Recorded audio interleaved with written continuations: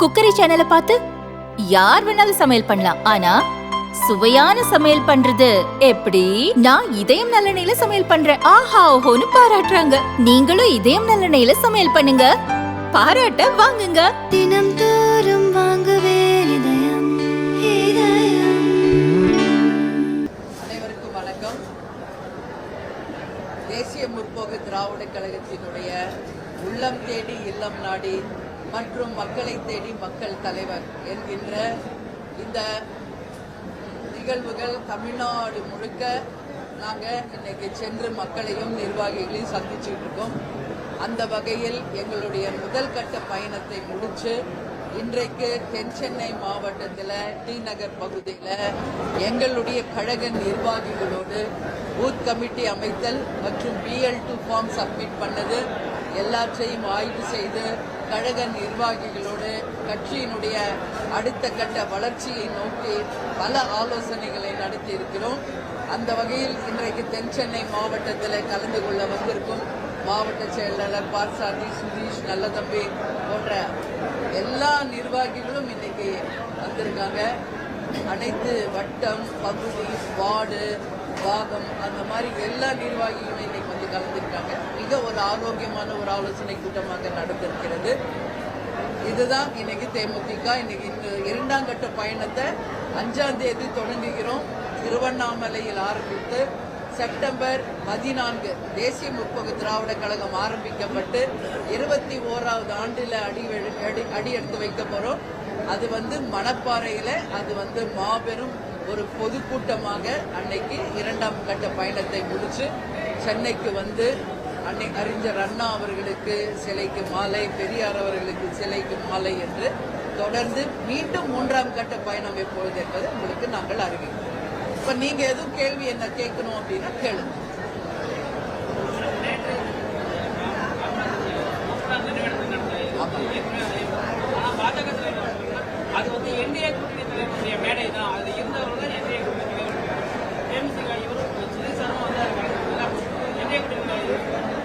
அது பார்க்குறாங்க பார்வையை பொறுத்து.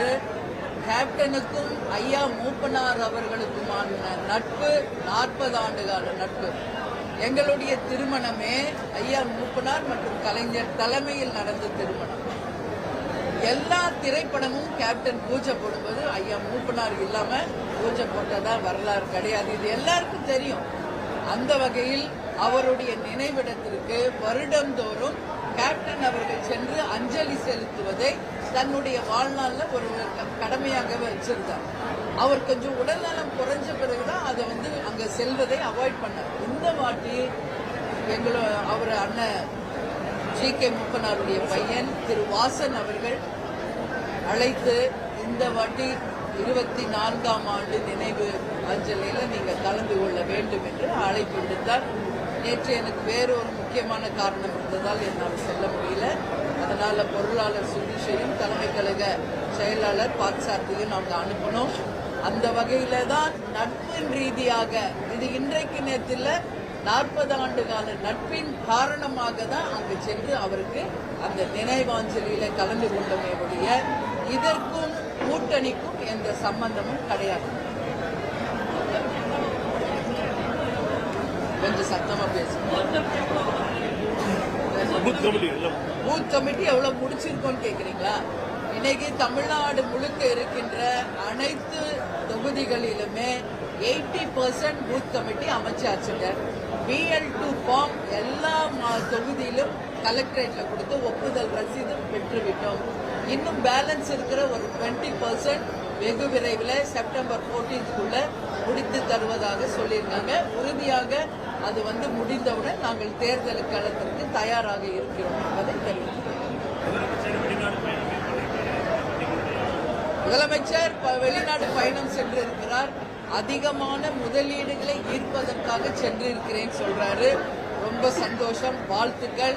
ஆனால் அவருடைய பயணம் 100% தமிழ்நாட்டிற்காகவும் தமிழக மக்களுக்காகவும் இருக்க வேண்டும் என்பதுதான் தேமுதிகவினுடைய ஒரே ஒரு கோரிக்கை.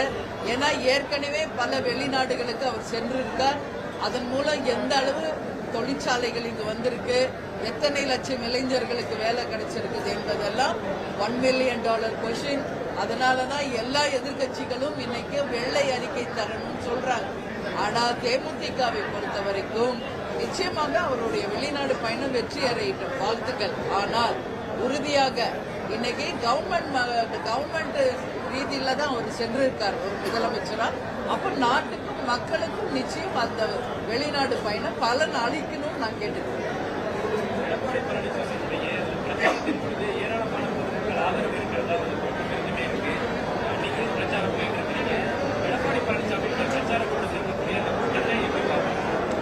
இது வந்து அவங்கவுங்க கட்சி சார்பா அவங்கவுங்க நடத்துற ஒரு கூட்டங்கள்.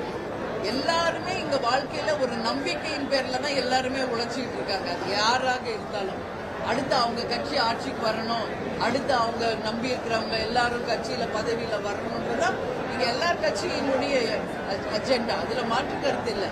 அவர் வந்து ஒரு நாளைக்கு 3 தொகுதி முடிக்கிறாரு. அந்த வகையில அவருடைய பயணம் இருக்கிறது.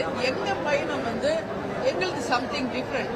நாங்க கழக நிர்வாகிகள் தொண்டர்களை சந்திப்பதும், பிறகு கேப்டனுடைய ரத யாத்திரை மூலம் மக்களை சந்திக்கும்.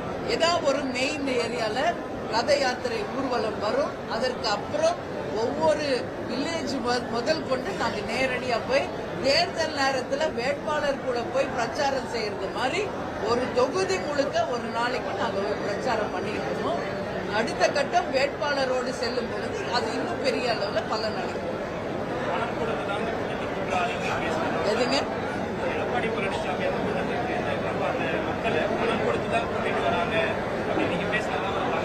அப்படி இல்லை. இது தமிழ்நாடு நான் சொல்றதா? தமிழ்நாடு அதை தானே சொல்லிட்டு இருக்கு. அவங்க மட்டும் இல்ல, இன்னைக்கு எந்த கட்சி கூட்டத்துல ஆள் இருக்காங்கன்னா அது எப்படி சேர்றாங்க என்பது இது வந்து எல்லாருக்கும் தெரிஞ்ச ஒரு உண்மை. இல்லைன்னு யாரும் மறுக்க முடியாது. அதனால எடப்பாடியார் மட்டும்தான் அப்படி காசு கொடுத்து கூப்பிட்டுறாரா அப்படின்றதுல இன்னைக்கு எல்லா கட்சியும் அப்படிதான். இதுல விதிவிலக்கு தேமுதிக.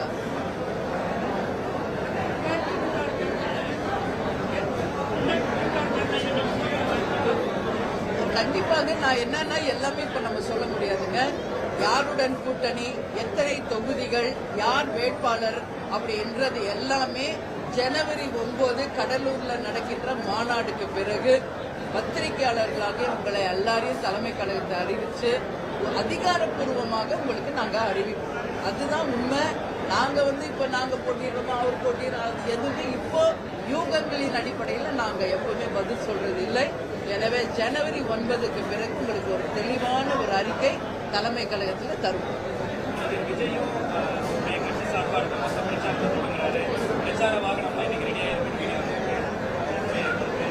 வாழ்த்துக்கள்.